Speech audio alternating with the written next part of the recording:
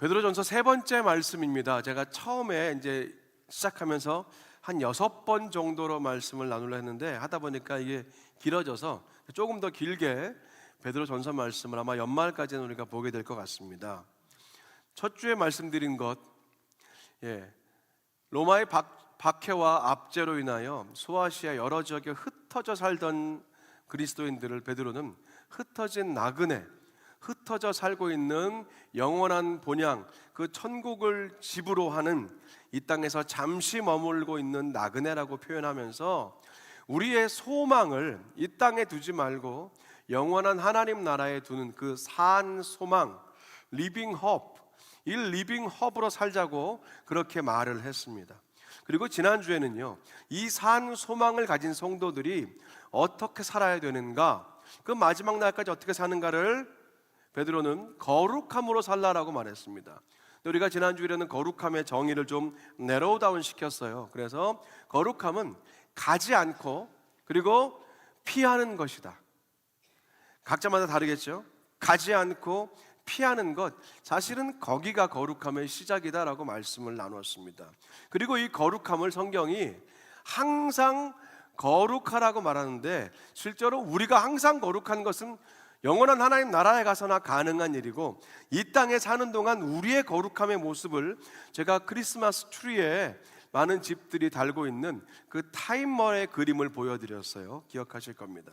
타임머의 그 회색 버튼을 누른 만큼 그만큼 추리에 불이 들어오고 나머지는 꺼져 있는 것처럼, 우리가 하나님의 거룩함으로 산다는 것은 나의 24시간, 나의 일주일, 나의 1년, 나의 일생을 얼마나 하나님과 함께 하나님의 빛, 말씀의 빛이 내 삶에 비추는 시간을 더 늘려가는가 하는 그런 아주 표면적이지만 현실적인 그런 적용으로 거룩하게 산다는 말씀을 지난주에 나눠드렸습니다.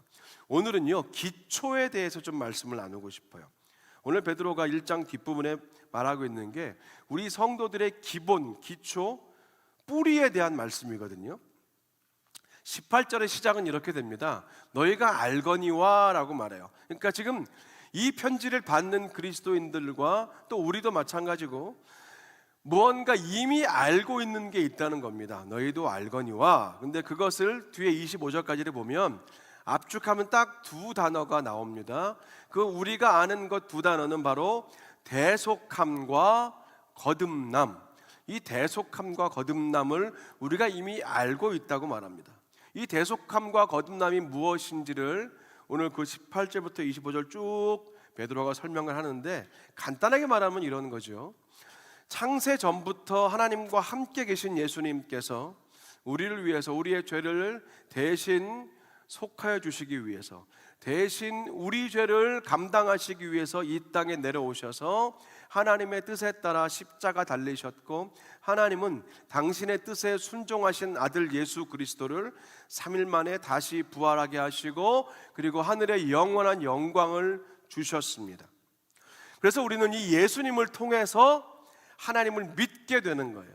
예수 그리스도를 통하여 우리는 하나님을 믿는다고 성경은 말하는 겁니다. 그냥 하나님을 믿는 것은 소위 1월 성신 천지신명께 제사 드리는 것과 비슷합니다. 아닙니다. 우리는 예수 그리스도를 통하여 하나님을 믿는 자들이 우리의 신앙적인 정체성이에요. 그 예수 그리스도를 통한다는 말이 무엇이냐? 예수님이 우리에게 주신 대속함의 은혜를 믿는다는 거예요. 나를 대속하신 예수님, 그리고 이 나를 그 거듭나게 하신, 이 땅에 살고 있지만 거듭남, 즉 신분이 바뀌는 거입니다. 우리가 이 땅에 살지만 하나님 나라의 백성으로 신분이 바뀌는 순간 다르게 사는 것. 미국 영주권을 받거나 시민권을 받으면 똑같이 24시간 다른 하루가 그 다음날 시작된다고 하여도 우리의 삶 자체에 많은 것이 변하듯이 우리의 신분이 바뀐다는 것, 바로 그것이 거듭남이라고 우리가 그렇게 배우고 알고 있습니다. 하나님 말씀이 그렇게 우리에게 전해주고 있지요. 그래서 이 대속함과 거듭남이 우리의 신앙과 믿음의 기초요, 뿌리다라고 오늘 베드로가 말한 겁니다. 여기까지가 아니라 본문 전체의 내용을 압축해 드리는 거예요. 1948년부터 27년간이나 UCLA 대학의 농구팀 코치를 했던 존 우든이라는 코치가 지금도 그 대학에는 전설 같은 레전드로 남아 있다고 합니다. 이 존 우든 코치는 27년간 코치로 있으면서 NCAA 전 미국 그 농구 대회에서 10번이나 우승을 차지했던 그런 대단한 명장입니다. 기사를 보니까 이 존 우든 코치가요, 한번 인터뷰를 했는데 그 인터뷰에 이런 내용을 하는 것을 봤는데 굉장히 오늘 말씀과 연결되어 인상이 깊었습니다. 저는 선수들을 처음 만날 때마다, 그리고 경기에 들어갈 때마다 항상 하는 말이 있습니다. 양말 제대로 신어라, 신발 똑바로 신어라. 저는 이 말을 빼먹지 않습니다. 아무리 연습을 하고 팀 훈련을 하고 개인적인 스킬이 좋아도 가장 기본적인 것, 양말을 똑바로 신고 그 위에 신발을 제대로 신는 것, 거기부터가 진짜 경기의 시작이기 때문입니다. 그런 인터뷰를 보면서 맞다, 정말 공감이 되었어요. 정말 명장은 명장이다. 그러면서 양말과 신발에 얽힌 저의 또 예전 기억이 떠오르더라고요. 한 36년 전쯤 됐을까요? 35년 전쯤 됐겠네요. 이제 군대에 있을 때 60km, 100km 이렇게 행군을 한 날이 있습니다. 행군한 날 아침이면요, 온 내무반들과 복도에 굉장히 시끄러운 소리가 들리기 시작해요. 꽝꽝꽝꽝, 굉장히 큰 소리가 들리는데 그게 뭐냐 하면, 이제 요즘은 모르겠지만 그 당시는 굉장히 군화 뒷급이 돌처럼 딱딱합니다. 그래서 거의 이렇게 한 몇 개월을 신어야 부드러워지는데, 그 행군을 준비하기 위해서 다른 편 군화의 그 딱딱한 고무 뒷굽으로 이쪽 군화의 뒤꿈치 부분을, 그 두꺼운 가죽을 계속 내리치는 거예요. 그 소리가 행군한 날 아침이면 온 내무반에, 온 복도에 다 울리는 거예요. 꽝꽝. 그 꽝꽝이 끝나면 그 다음 뭐가 들리냐면, 꽝꽝 다음에는 쓱쓱 쓱쓱, 꽝꽝 쓱쓱이 들립니다. 이게 뭐냐면, 빨래비누를 갖다가, 아니면 조금 이제 고참들은 세수비누를 갖다가 냄새가 좋은 거, 양말, 신을 양말의 안쪽과 바깥쪽을 거의 코팅을 하는 거예요. 그래서 직접 그 살이 그 거친 그 군대 군용 양말에 슬려서 물집이 생기지 않도록 그 비누로 양말을 코팅을 하는 작업을 합니다. 그래서 항상 행군날 아침이면 꽝꽝 쓱쓱을 들었던 그런 기억이 났어요. 잘 준비하면 좋은 경기를 할 수 있고, 잘 준비하면 제대로 물집 없이, 뒤꿈치 까진 일 없이 그렇게 행군을 마칠 수 있었습니다. 농구 선수들이 양말과 신발을 제대로 신고 경기를 준비하는 것과 군인들이 양말과 신발을 제대로 신고 행군을 준비하는 것, 둘 다 아주 기초적이지만 꼭 필요한 거잖아요. 오늘 지금 베드로도 사실 그 부분을 우리에게 말하고 있습니다. 베드로가 편지 쓰고 그 편지를 받던 그 당시 소아시아 지역의 그리스도인들과 우리는 너무너무 다르지요. 상황과 시대와 문화와 편리함은 이루 말할 수가 없습니다. 하지만 사람으로, 우리가 한 인생으로 이 땅을 산다는 것은 비슷한 종류의 고난과 아픔을 당한다는 거죠.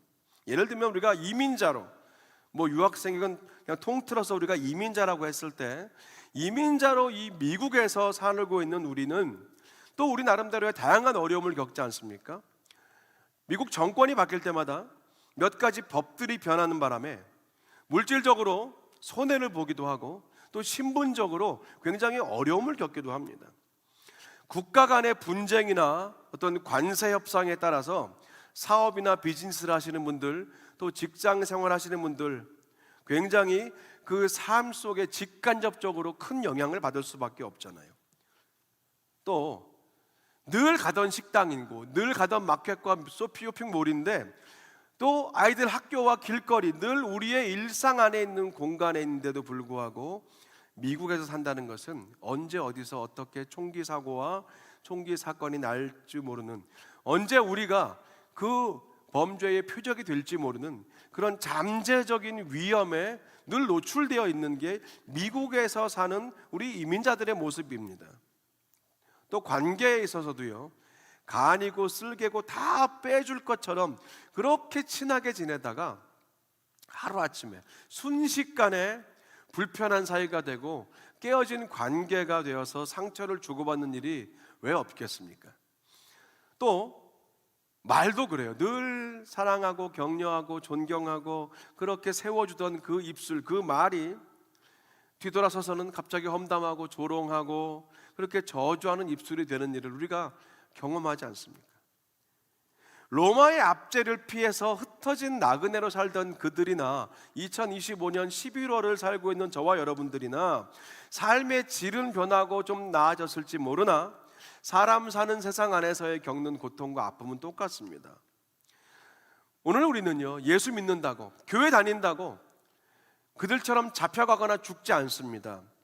하지만 예수 믿는 것 때문에 불편함을 겪을 때도 있고요, 손해를 보기도 합니다. 불이익을 당하고 굳이 우리가 듣지 않아도 될 말을 듣기도 합니다. 예수 믿는다고, 교회 좀 다닌다고 더 버텨라, 너는 교회 다니는 애가 왜 그래 하면서 더 견디라는 그런 어이없는 무언의 압박을 우리가 받기도 하잖아요. 이렇게 흔들고 흔들리는 불안한 날들을 사는 우리에게 오늘 성경은 우리의 기초와 나의 믿음의 신앙의 뿌리를, 나의 삶의 기초를 좀 확인하라고 말하고 있습니다. 이 기초와 뿌리를 오늘 베드로는 앞서 말씀드린 것처럼 대속함과 거듭남, 나를 대속하신 분이 누구인가, 내가 죄로 인하여 죽어야 되는데 영원히 죽을 나를 살리신 분이 누구인가, 그리고 지금 나는 하나님의 자녀가 된 이 놀라운 특권을 가진 거듭난 자녀가 되었다. 이 대속함과 거듭남을 우리의 신앙과 믿음의 기초와 뿌리로 삼으라고 말하는 겁니다. 저는 오늘 이 시간 잠깐 이 우리의 신앙생활, 우리의 믿음의 여정 가운데 대속함과 거듭남의 뿌리가 없을 때 혹은 약할 때 어떤 현상들이 일어나는가 간단하게 세 가지를 먼저 보고 싶어요. 첫 번째는요, 대속함과 거듭남의 뿌리가, 그 기초가 없거나 아니면 약할 때 행위 중심의 신앙이 된다는 겁니다.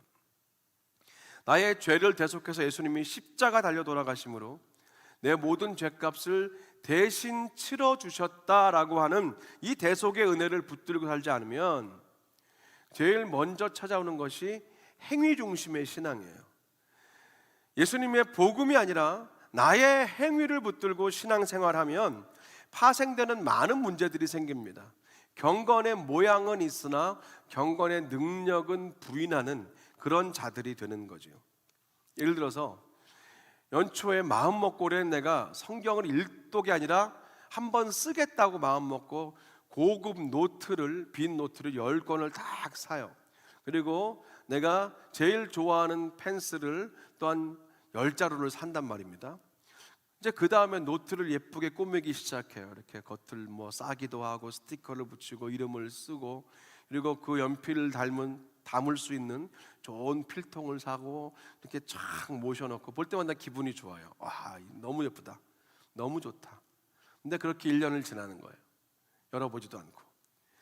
쓰려고 샀으면 그 겉모양이 무슨 통가죽으로 되어 있건 금박이 되어 있건 열어서 써야 되는데 그냥 그렇게 보기만 하는 거예요. 그러면서 즐거워하고 만족하는 것. 사실은 제가 아주 단순한 예를 들었지만 이게 바로 행위에 치중되어 있는 그리스도인들의 모습이에요. 우리의 내면, 나의 속사람을 채우는 것이 아니라 나의 신앙의 업적과 나의 신앙의 스토리들만 계속 쌓아가는 것, 모래성이라고 성경은 늘 말합니다. 에베소서 2장 8절과 9절은 그래서 이런 부분을 이렇게 딱 짚어주고 있는 거예요. 너희는 그 은혜에 의하여 믿음으로 말미암아 구원받았으니 이것은 너희에게 난 것이 아니요 하나님의 선물이라. 행위에서 난 것이 아니니 이는 누구든지 자랑하지 못하게 하려 함이라. 아멘. 나의 구원과 이 영생의 축복이요, 나의 노력과 행위가 아니라 대속의 은혜라는 것을 우리가 기억해야 됩니다. 이 기초와 뿌리가 흔들리면 행위 중심의 신앙으로 가는 거예요. 즉, 내가 얼마나 잘했는가, 내가 얼마나 수고했는가, 이것으로 하나님을 기쁘게 한다고 생각하고 이것으로 내 신앙생활은 너무 잘하고 있다고 스스로 토닥토닥하며 살고 있는 겁니다. 착각이에요. 두 번째, 대속함과 거듭남의 이 신앙의 뿌리와 어떤 기초가 없다면, 얕다면 균형이 무너집니다. 우리가 보통 교회의 5가지 구성 요소, 교회는 이 5가지가 꼭 있다라고 말을 하는 게 이거예요. 예배, 친교, 봉사, 선교, 그리고 마지막으로 교육입니다.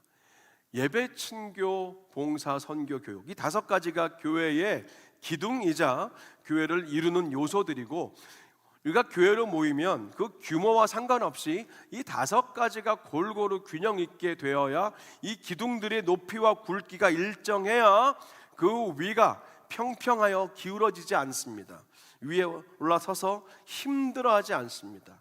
자, 이 5가지의 교회의 요소 안에도 오늘 이 대속함과 거듭남의 은혜, 그 복음의 은혜가 다 있어야 되는 거예요. 이 5개의 기둥을 이루는 요소들은 사실은 복음이 꼭 필요하다는 겁니다. 예배는 당연히 이 복음을 하나님께 은혜의 선물로 받은 성도들의 마땅한 반응이 예배잖아요.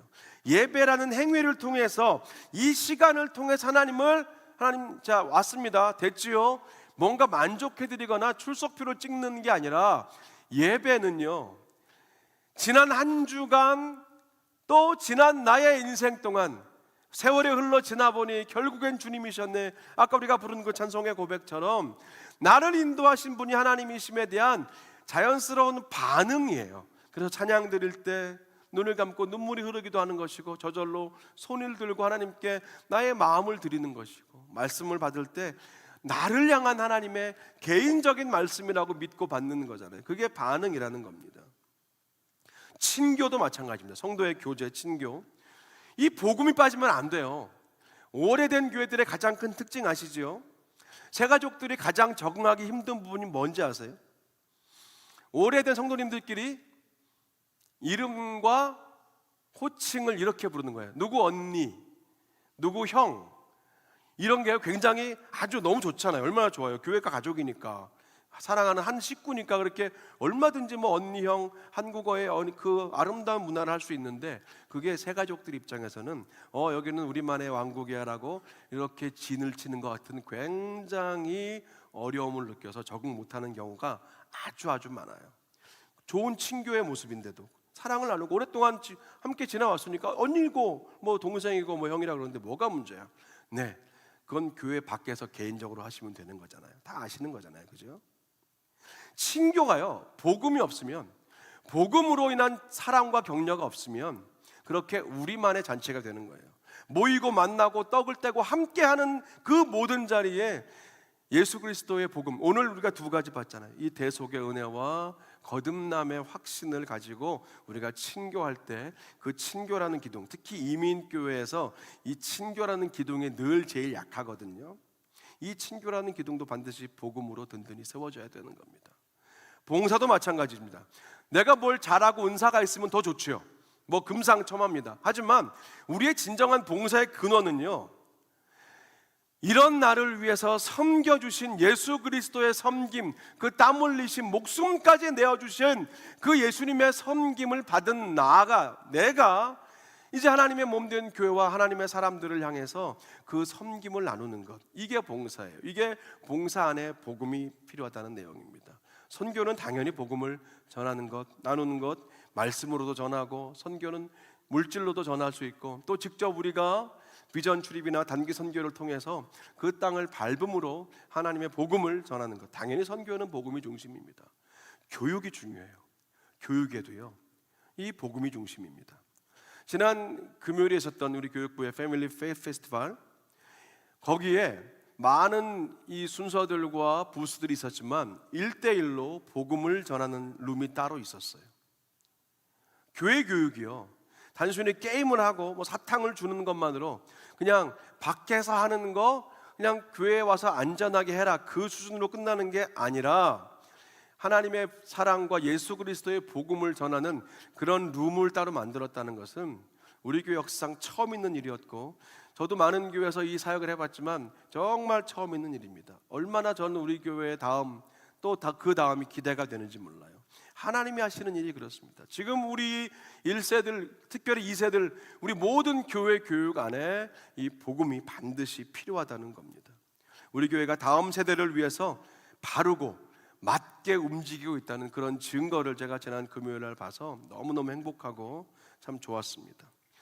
무엇보다 이 시대의 교회는요, 이 5가지의 기둥을 통한 균형이 필요하다는 거예요. 기울어지지 말아야 됩니다. 넘어지지 말아야 되고 쓰러지지 않아야 됩니다. 사단 마귀는 수시로 이리저리 밀어댑니다. 이 기둥들을 하나씩 건드려 봐서 제일 만만한 게 친교라 그랬잖아요. 사람 사귀고 교제하고 말하고 대화하는 것. 그게 어느 교회나 제일 약해요. 그 기둥이. 거기를 계속 건드려서 약한 부위를 막 쑤셔댑니다. 그럼 그게 무너지면 전체 교회가 흔들리는 경우가 왜 없겠어요? 사람의 마음과 감정을 건드립니다. 아픈 부위를 막 쑤셔대요. 때로는 말도 안 되는 거짓말로 분쟁과 그런 다툼을 조장하는 것은 마귀가 하는 일입니다. 주로 가장 많이 사용하는 일이에요. 이 모든 것을 분별해야 돼요. 그리고 든든히 서야 합니다. 흔들릴 수는 있지만 넘어지지는 말아야 되고, 혹여 넘어질 수 있어도 아주 엎드러진 채로 그대로 누워있지 말아야 된다는 겁니다. 이 균형과 버팀의 기초, 뿌리가 바로 오늘 베드로가 말하는 대속함과 거듭남이라는 거예요.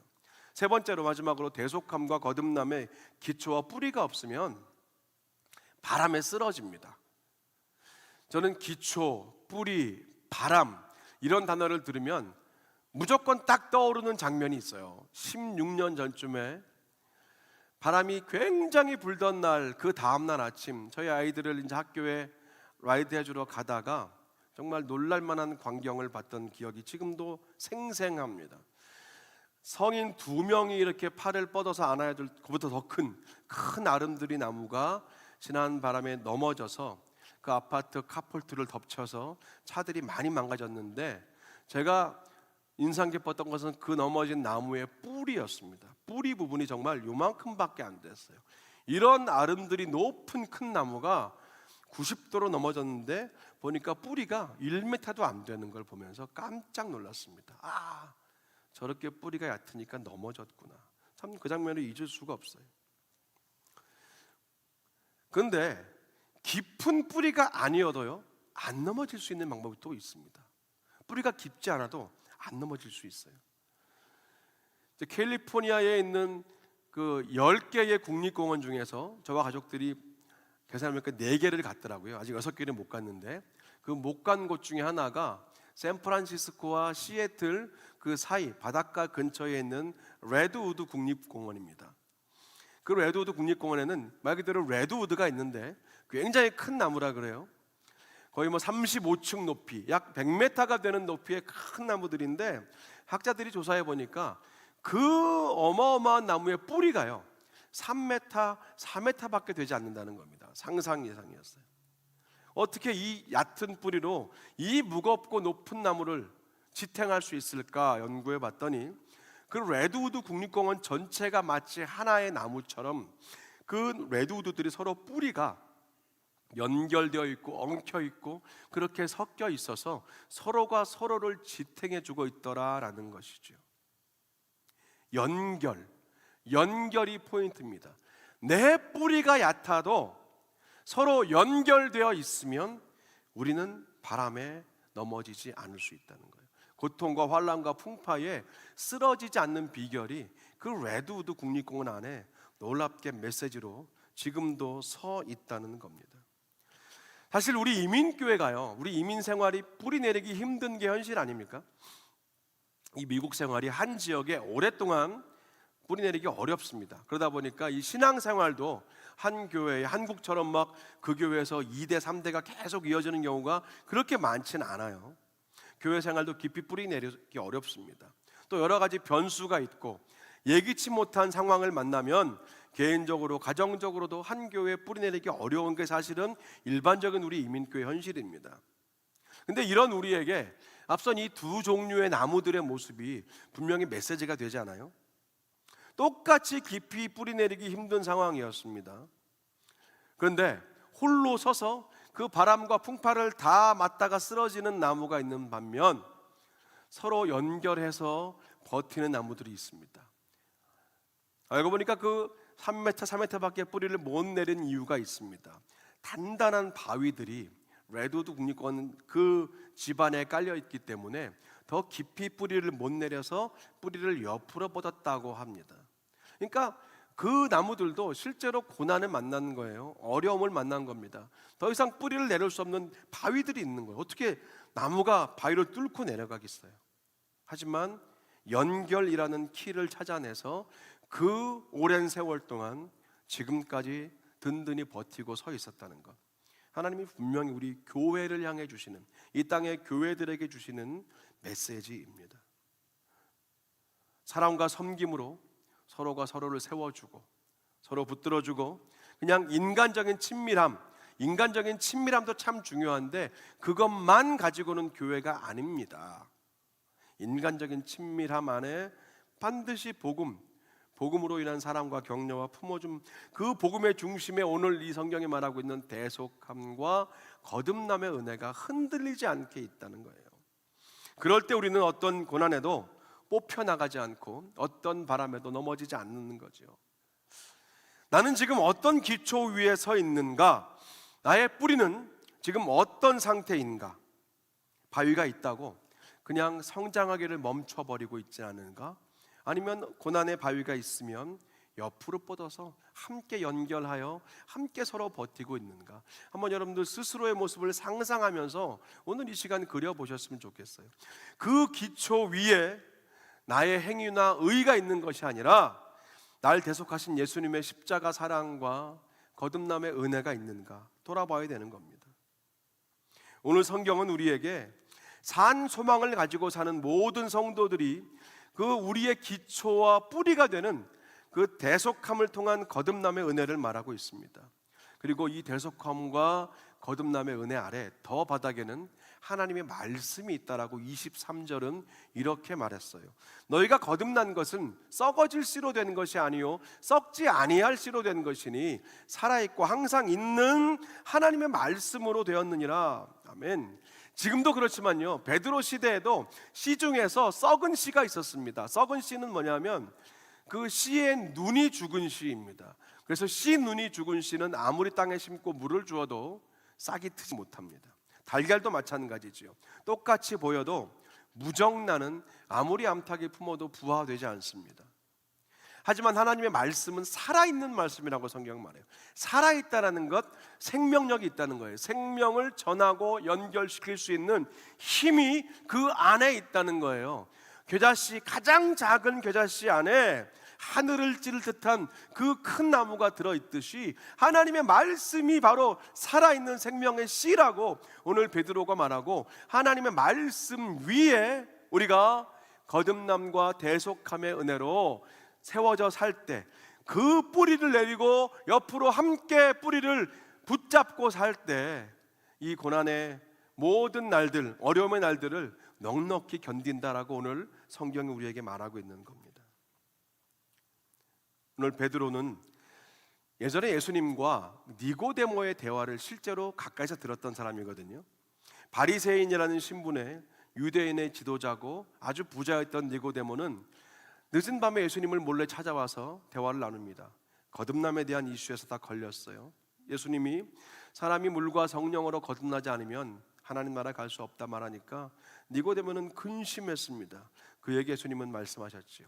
하나님이 세상을 이처럼 사랑하사 독생자를 주셨으니 이는 그를 믿는 자마다 멸망하지 않고 영생을 얻게 하려 하심이라. 예수님의 이 복음의 말씀을 그 자리에서 직접 들었던 베드로에게 오늘 이 소아시아 지역에 흩어져 살던 나그네들과 또 이 말씀을 지금 받고 있는 저와 여러분들에게 대속함을 통한 이 거듭남의 은혜가 우리 안에 얼만큼 단단히 있는가를 또 묻고 있는 겁니다. 조상이 물려준 행실을 통해서 열매 없이 죽음을 향해 가던 그 인생이 예수의 보혈의 피로 말미암아 대속함을 받고 하나님의 자녀가 되었습니다. 신분이 바뀌고 거듭나게 되었습니다. 사망에서 생명으로, 절망에서 소망으로 옮겨졌습니다.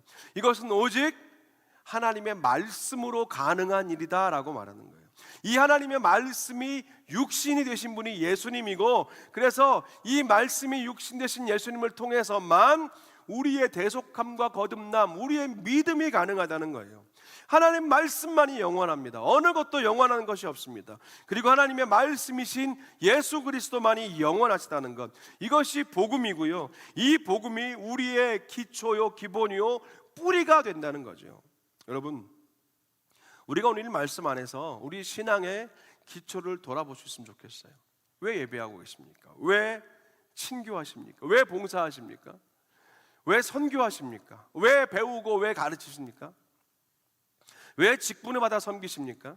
왜 구역장으로 권찰로 섬기십니까? 왜 교사를 하고 왜 찬양팀을 하십니까? 그 목적과 그 시작이요, 예수 그리스도의 보혈로 인한 그 대속함과 대속함의 은혜를 믿을 때 받은 그 선물로 받은 구원, 그 거듭남 위에 나는 날마다 든든히 서 있는가 확인하시기 바랍니다. 나의 신앙의 기초는 단단한가? 나의 믿음의 뿌리는 깊은가? 설사 나의 여러 가지 개인적인 환경과 상황으로 뿌리를 깊이 내리기 힘들다면 나의 뿌리는 옆으로 뻗어 함께 붙들고 교회가 되고 하나님의 나라를 이루는 그런 커다란 한나의 나무가 되어 있는가? 한번 머릿속으로 상상하시면서 오늘의 말씀을 마음에 새기시고 또 한 주간을 사셨으면 좋겠어요. 하나님께서 우리를 오늘도 이 말씀을 통해서 나의 기초와 뿌리를 보게 하십니다. 대속함과 거듭남의 은혜, 하나님의 말씀이신 예수 그리스도를 내가 얼마나 나의 중심 가장 깊은 곳에 두고 사는가? 아니면 표면적으로 사놓은 노트만, 연필만 만지면서 그렇게 형식적인 신앙, 보여지는 신앙, 나타나는 신앙에만 관심을 두고 살고 있는가? 한번 진지하게 돌아보시는 오늘 이 시간, 그리고 이번 한 주간 되시기를 주님의 이름으로 간절히 축원합니다. 기도하겠습니다. 우리 기도 후에 찬양을 좀 바꿀게요. 우리 앞서 불렀던 세월이 흘러 돌아보니 결국엔 주님이셨네로 우리가 좀 찬양을 바꾸겠습니다. 하나님, 오늘 주신 이 말씀을 또 우리가 마음에 품고 나아갑니다.